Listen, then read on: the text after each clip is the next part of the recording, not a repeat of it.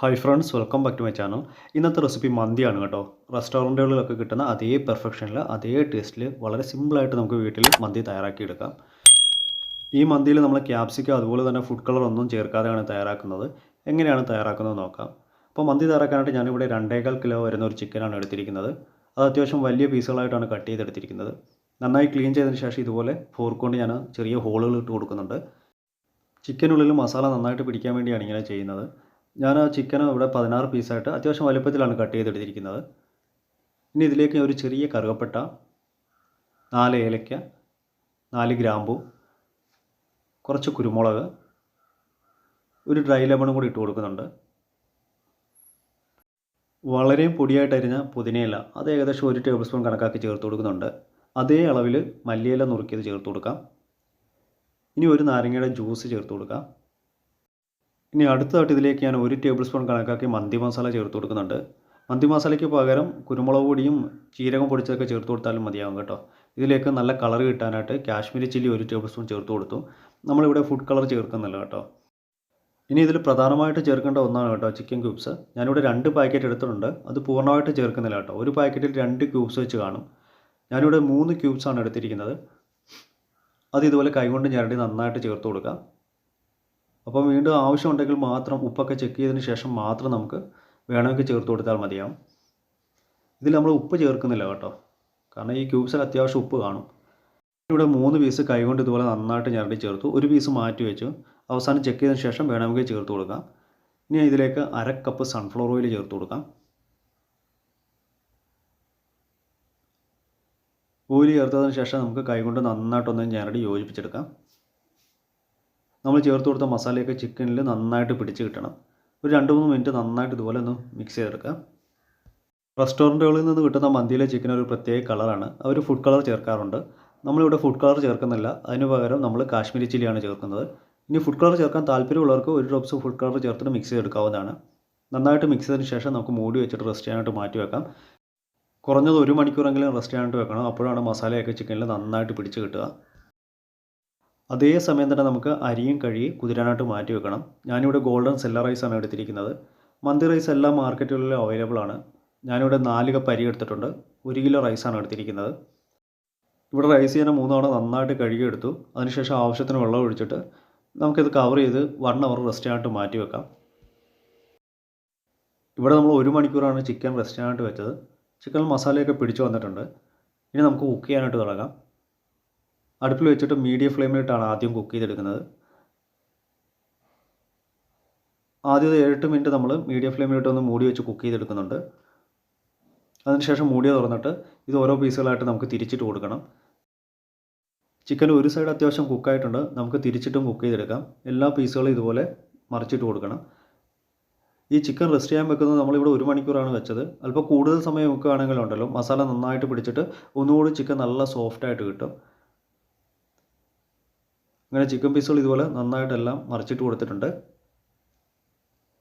ഇനി മൂടി വെച്ചിട്ട് നമുക്ക് 7-8 മിനിറ്റ് ഒന്നുകൂടി കുക്ക് ചെയ്തെടുക്കാം. ചിക്കൻ കുക്ക് ചെയ്യാൻ തുടങ്ങിയ അതേ സമയത്ത് തന്നെ റൈസ് കുക്ക് ചെയ്യാനുള്ള വെള്ളം നമ്മൾ അടുപ്പിൽ വെച്ചിരുന്നു. അപ്പോൾ വെള്ളം തിളയ്ക്കാൻ തുടങ്ങുന്ന സമയത്ത് 2 ചെറിയ കഷ്ണം കറുകപ്പട്ട, ഒരു ഡ്രൈ ലെമണ്, 4-5 ഗ്രാമ്പു, 3 ഏലക്ക, കുറച്ച് കുരുമുളക് ചേർത്ത് കൊടുക്കുന്നുണ്ട്. ഒരു നാരങ്ങയുടെ പകുതി ജ്യൂസ് ചേർത്ത് കൊടുക്കാം.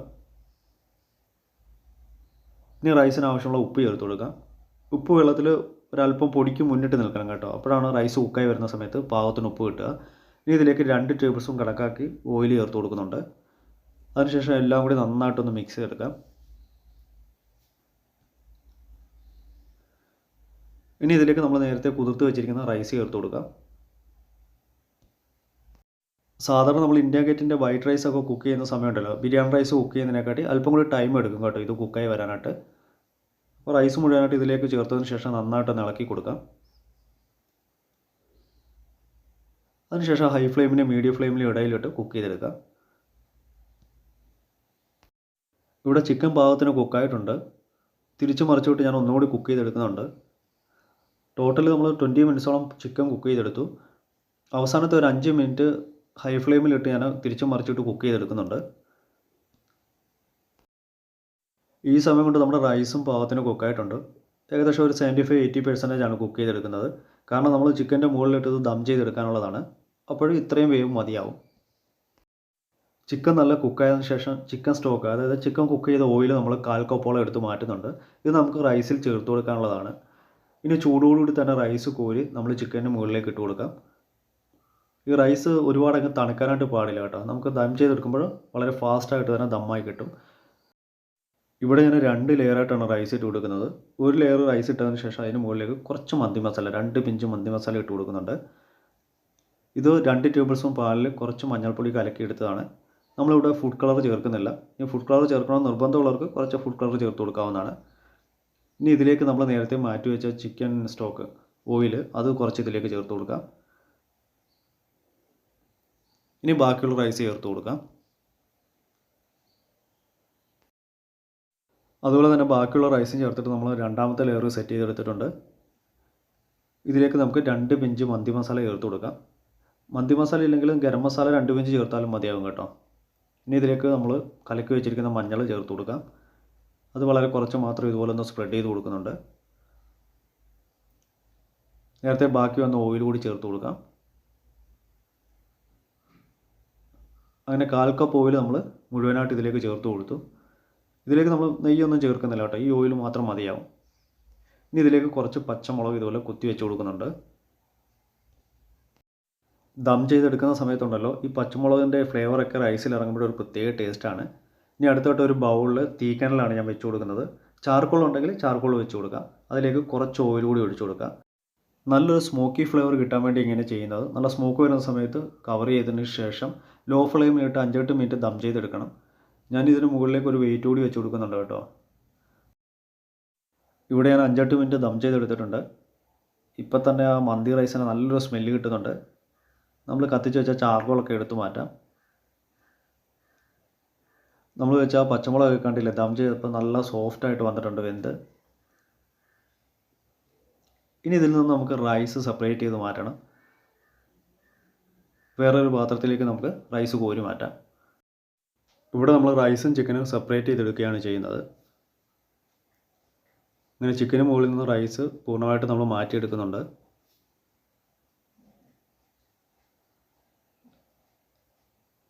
അപ്പോൾ റൈസ് നമ്മളൊരു പാത്രത്തിലേക്ക് മാറ്റിയെടുത്തു. അതുപോലെ തന്നെ നമുക്ക് ചിക്കനും വേറൊരു പാത്രത്തിലേക്ക് മാറ്റി കൊടുക്കാം. ചിക്കൻ കാണുമ്പോൾ തന്നെ നിങ്ങൾക്ക് മനസ്സിലാവും ഒട്ടും തന്നെ കരിയാതെ അടിയിൽ പിടിക്കാതെ നല്ല പെർഫെക്റ്റ് ആയിട്ട് തന്നെ കിട്ടിയിട്ടുണ്ട്. നമ്മൾ ഫുഡ് കളർ ചേർത്തില്ലെങ്കിലും അത്യാവശ്യം നല്ല കളറിൽ തന്നെ ചിക്കൻ കിട്ടിയിട്ടുണ്ട്. നമ്മൾ ദം ചെയ്തെടുത്ത പാത്രത്തിനടിയിൽ ചിക്കൻ കുക്ക് ചെയ്ത ഓയിൽ അത്യാവശ്യം കാണും കേട്ടോ. നമ്മൾ സെപ്പറേറ്റ് ചെയ്ത റൈസ് കൂടി ചേർത്തിട്ട് നന്നായിട്ടൊന്ന് മിക്സ് ചെയ്തെടുക്കണം. ഞാനിവിടെ തവി ഇട്ടൊന്നും ഇളക്കുന്നില്ല കേട്ടോ. ഇതുപോലെ കൈകൊണ്ട് നന്നായിട്ടൊന്ന് വട്ടത്തിൽ ചുറ്റിച്ചെടുക്കുകയാണ് ചെയ്യുന്നത്. ഇതുപോലെ ഒന്ന് ഇളക്കി കൊടുക്കാം. അപ്പോഴാണ് നമ്മുടെ ആ അടിയിലെ ഓയിലൊക്കെ കൂടെ ഒന്ന് മിക്സായിട്ട് നല്ലൊരു ടേസ്റ്റാണ് കേട്ടോ റൈസിന്. അങ്ങനെ നന്നായിട്ടൊന്ന് മിക്സ് ചെയ്തെടുത്തിട്ടുണ്ട്. ഇനി നമുക്കൊരു പാത്രത്തിലേക്ക് സെർവ് ചെയ്ത് മാറ്റാം. തവിയിട്ട് ഒരുപാട് മിക്സ് ചെയ്യുകയാണെങ്കിൽ റൈസ് പൊട്ടാനുള്ള സാധ്യതയുണ്ട് കേട്ടോ. ഇങ്ങനെ ചെയ്യുകയാണെങ്കിൽ ഒട്ടും തന്നെ പൊടിയാതെ നല്ല പെർഫെക്റ്റ് ആയിട്ട് തന്നെ റൈസ് കിട്ടും. നമ്മൾ റെസ്റ്റോറൻറ്റിൽ നിന്ന് മേടിക്കുന്ന അതേ പെർഫെക്ഷനിൽ തന്നെ റൈസ് കിട്ടിയിട്ടുണ്ട്. നല്ലൊരു സ്മെല്ലാണ് കേട്ടോ റൈസിന്. ഇനി ഇതിൽ മുകളിലേക്ക് നമുക്ക് ചിക്കൻ പീസ് വെച്ചൊന്ന് ഗാർണിഷ് ചെയ്യാം. ഞാനിവിടെ 3 ചിക്കൻ പീസ് വെച്ച് കൊടുക്കുന്നുണ്ട്. 1 കിലോ റൈസിന് നമ്മൾ മന്തി തയ്യാറാക്കുകയാണെങ്കിൽ 6-7 പേർക്ക് നന്നായിട്ട് കഴിക്കാനുള്ളത് കിട്ടും. ഫുഡ് കളറോ ക്യാപ്സിക്കോ ഒന്നും ചേർക്കാതെ വളരെ ടേസ്റ്റി ആയിട്ടുള്ളൊരു മന്തിയാണ്. റെസ്റ്റോറൻറ്റുകളൊക്കെ കിട്ടുന്ന അതേ ടേസ്റ്റിലാണ് നമ്മൾ മന്തി തയ്യാറാക്കിയിരിക്കുന്നത്. വളരെ സിമ്പിളാണ് ഇത് തയ്യാറാക്കിയെടുക്കാനായിട്ട്.